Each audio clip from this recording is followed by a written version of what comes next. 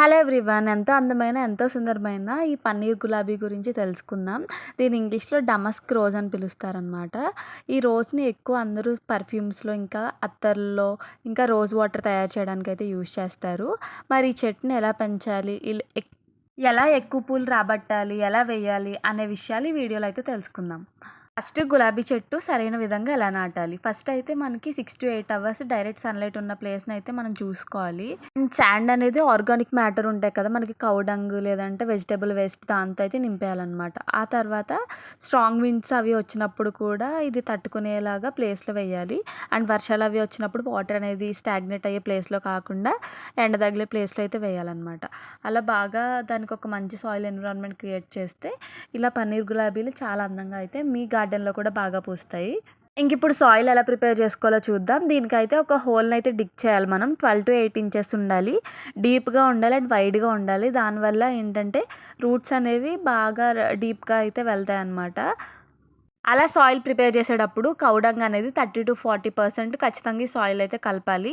And మీకు నచ్చితే గనుక బోల్ మీల్ గానీ, లేదా ఫాస్ఫేట్ ఉంటుంది కదా! రాక్ ఫాస్ఫేట్, అది కనుక మీరు ఈ సాయిల్ మిక్స్చర్‌లో ఇస్తే ఏమవుతుందంటే రూట్స్ అనేవి బాగా స్ట్రాంగ్‌గా అయితే డెవలప్ అవుతాయి.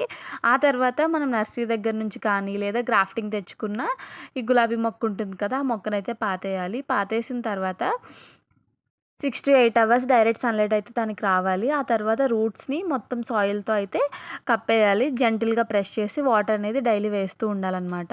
లేదు, ఆల్రెడీ ఎగ్జిస్ట్ ఉన్న స్టెమ్ కట్టింగ్స్ ద్వారా పెంచుకోవాలంటే హెల్తీ ఉన్న స్టెమ్‌నైతే చూజ్ చేసుకోండి. ఆ స్టెమ్ చాలా మెచ్యూర్‌గా ఉండాలి. అంతేకాకుండా డిసీజ్ ఫ్రీ ప్లాంట్ అయి ఉండాలి.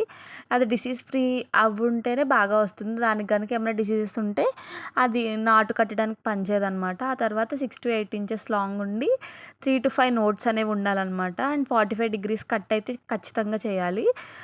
నోడ్‌కి కింద అలా అలా కట్ చేస్తే బావుంటుంది. ఇదైతే మనం నర్సరీ దగ్గర నుంచి తెచ్చిన ప్లాంట్ అనమాట. అలా స్ట్రాంగ్ స్టెమ్ తెచ్చేసుకున్న తర్వాత కటింగ్‌నయితే ప్రిపేర్ చేసుకోవాలి. లోయర్ లీవ్స్ ఉంటాయి కదా! ఆ లీవ్స్‌ని గానీ, ముల్లులుంటాయి కదా! వాటిని రిమూవ్ చేసేసేయాలి. రిమూవ్ చేసిన తర్వాత బాటమ్ ఎండ్‌లో రూటింగ్ హార్మోన్ అనేది పెడితే అది ఆప్షనల్. పెడితే పెట్టొచ్చు, లేదంటే లేదు. ఆ తర్వాత అది నెమ్మదిగా గ్రో అవుతుందనమాట. గ్రో అయిన తర్వాత ఈ కటింగ్‌ని ఒక పాట్‌లో పెట్టాలి. వెల్ డ్రైన్ సాయిల్ ఉన్న పాట్‌లో. ఈ సాయిల్‌ని బాగా మాయిశ్చర్‌గా ఉంచాలనమాట. ఆ తర్వాత ఒక ప్లాస్టిక్ బ్యాగ్ ఉంటుంది కదా! బ్లాక్ కలర్ బ్యాగ్, లేదంటే ఒక బాటిల్‌లో హ్యూమిడిటీ మెయింటైన్ చేసేలాగా పెడితే మనకి ప్లాంట్‌ని అయితే కట్ చేయడానికైతే వీలుగా డెవలప్ అవుతుంది. ఇలా చేసిన ఒక 4-6 వీక్స్‌కి అయితే రూట్స్ అయితే డెవలప్ అవుతాయి. వన్స్ రూట్స్ అనేవి స్ట్రాంగ్‌గా డెవలప్ అయిన తర్వాత ఆ ప్లాంట్‌ని ట్రాన్స్‌ప్లాంట్ చేసేసుకొని గ్రౌండ్‌లో గానీ, లేదా బిగ్గర్ పాట్‌లో గానీ మనం పెట్టుకోవడమే. ఇలా 2 టైప్స్‌లో అయితే ఈ గులాబీ మొక్కనైతే పెంచుకోవచ్చు. ఇంకా ఈ గులాబీ మొక్కకి ఎసెన్షియల్ అండ్ గ్రోయింగ్ టిప్స్ ఏంటో తెలుసుకుందాం. ఫస్ట్ వన్ వచ్చేసి ఇందాక చెప్పినట్టు 6-8 అవర్స్ అయితే డైరెక్ట్ సన్‌లైట్ ఉండాలి.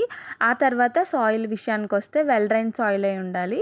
అండ్ ఫెర్టైల్ సాయిల్ అంటే ఆర్గానిక్ మ్యాటర్ ఉంటుంది కదా! మనం కౌ డంగ్ మిక్స్ చేసిన సాయిల్ అయితే ఉండాలి. అండ్ వాటరింగ్ అనేది ఖచ్చితంగా 2-3 టైమ్స్ అయితే చేయాలి వీక్‌కి. కాకపోతే వాటర్ అనేది ఓవర్ వాటరింగ్ చేయకూడదు. దానివల్ల రూట్స్ అనేవి పాడైపోతాయి. అండ్ ప్రూనింగ్ టెక్నిక్ అయితే యూజ్ చేయాలి.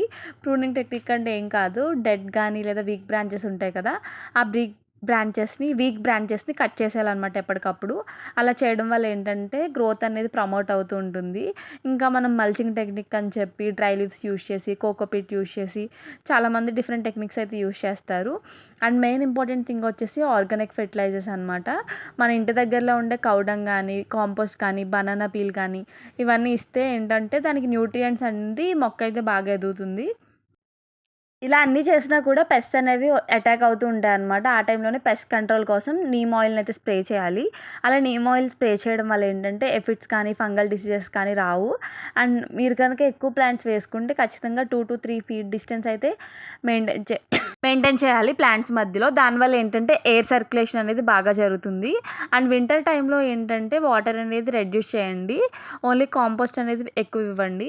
ఇప్పుడు ఈ రోజ్ ప్లాంట్స్‌కి అసలు ఫెర్టిలైజర్స్ ఏం యూజ్ చేస్తే బాగా ఉంటాయో ట్రై చేద్దాం. ఫస్ట్ వన్ వచ్చేసి ఆర్గానిక్ ఫెర్టిలైజర్స్. దాంట్లో మెయిన్‌గా ఇంపార్టెంట్ థింగ్ ఏంటంటే కౌ డంగ్ మాన్యూర్ అనమాట. దానివల్ల ఏంటంటే నైట్రోజన్ అంది లీవ్స్ అనేవి చాలా హెల్తీగా ఫార్మ్ అవుతాయి. ఇంకా సెకండ్ వన్ వచ్చేసి వర్మీ కంపోస్ట్. దీనివల్ల ఏంటంటే మైక్రోబియల్ యాక్టివిటీ సాయిల్‌లో పెరగడానికి యూజ్ అవుతుంది. అండ్ థర్డ్ వన్ వచ్చేసి బనానా పీల్ ఫెర్టిలైజర్ అనమాట. దీంట్లో ఉండే పొటాషియం వల్ల ఫ్లవర్స్ అనేవి ఎక్కువ పూస్తాయి. And next one is eggshell powder. మనం వాడి పడేసిన ఎగ్ షెల్స్ ఉంటాయి కదా!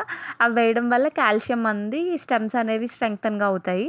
అండ్ లాస్ట్ వన్ వచ్చేసి బోన్ మీల్. దీంట్లో ఉండే ఫాస్ఫరస్ రూట్ డెవలప్‌మెంట్‌కి హెల్ప్ అవుతుంది. అండ్ ఇవన్నీ ఆర్గానిక్ ఫెర్టిలైజర్స్. ఇంకా చాలామంది liquid fertilisers like mustard cake fertiliser అని చెప్పి డైల్యూట్ చేసి ఒక 1 వీక్‌కి ఇస్తూ ఉంటారు. ఇంకా ఎప్సమ్ సాల్ట్ ఉంటుంది కదా! దాన్ని కూడా డైల్యూట్ చేసి ఒక 15 డేస్‌కి ఒకసారి అప్లై చేస్తారనమాట గ్రీనరీ లీవ్స్ కోసం. ఇంకా కాంపోస్ట్ టీ కానీ ఇవన్నీ 24 అవర్స్ యూజ్ చేసి పడేసినవి కూడా ఇస్తూ ఉంటారు. కెమికల్ ఫెర్టిలైజర్స్ ఖచ్చితంగా అయితే ఎన్‌పీకే అయితే ఉండాలనమాట మంత్‌కొకసారి. ఇంకా సూపర్ ఫాస్ఫేట్ అనేవి ఏంటంటే స్ట్రాంగ్ రూట్స్‌కి, బ్లూమ్స్‌కి హెల్ప్ చేస్తుంది. ఈ విధంగా మనం ఫెర్టిలైజర్స్ అయితే ఇవ్వచ్చు. అండ్ మనం చూస్తే దగ్గరలో ఉన్న నర్సరీ టెక్నిక్స్ అన్నీ వీళ్ళు రెగ్యులర్‌గా అయితే ప్రూన్ చేస్తారు ప్లాంట్‌ని. అంతే కాకుండా పించ్ చేస్తూ ఉంటారనమాట. దానివల్ల ఏంటంటే బుషీగా అయితే గ్రో అవుతూ ఉంటుంది. ఇంకా ఎప్సమ్ సాల్ట్ అనేది స్ప్రే చేస్తారు. దానివల్ల బ్లూమింగ్ అనేది పెరుగుతూ ఉంటుందనమాట. ఇంకా మనం ఇంట్లో వాడి పాడేసిన banana peels, onion peels, rice water, aloe vera ఇవన్నీ ఇస్తూ ఉంటే ప్లాంట్ అనేది చాలా బాగా పెరుగుతుంది.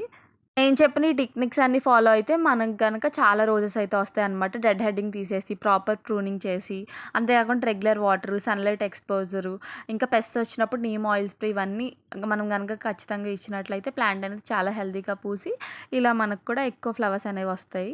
నేను చెప్పిన ఈ టిప్స్ అన్నీ ఫాలో అయితే మీ పువ్వులు కూడా చాలా పెద్దగా, ముద్దగా చాలా బాగా పూస్తాయి.